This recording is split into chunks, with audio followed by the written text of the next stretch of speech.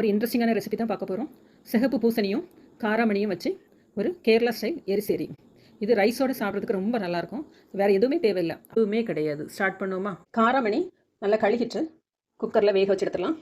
குக்கரில் இதை போட்டு மூழ்கிற அளவு தண்ணி விட்டு 3 விசில். ஒரு கப் தேங்காய் எடுத்துடுங்க, ஒரு கை நிறைய சின்ன வெங்காயம், மிக்சி ஜார் எடுத்துடுங்க, 1 டீஸ்பூன் ஜீரகம் போட்டுடுங்க, சின்ன வெங்காயம் இந்த தேங்காயில் பாதி, ஒரு சுற்றி எடுத்துடலாம். இந்த அளவுக்கு அரைப்பட்டா போதும். சாஃப்டாக வேக வச்சு எடுத்தாச்சு.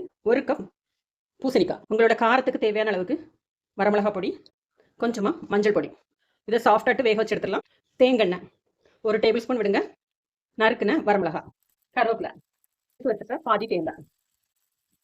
தேங்காய் நல்லா செவக்க வறுத்துடுங்க. இது போல் நல்லா செவந்து வரட்டும். காய் வந்து 3/4 பதம் வந்துட்டு, ஜீரகம் தேங்காய் வெங்காயம் விழுது, டேஸ்ட்டுக்கு உப்பு சேர்த்தலாம்.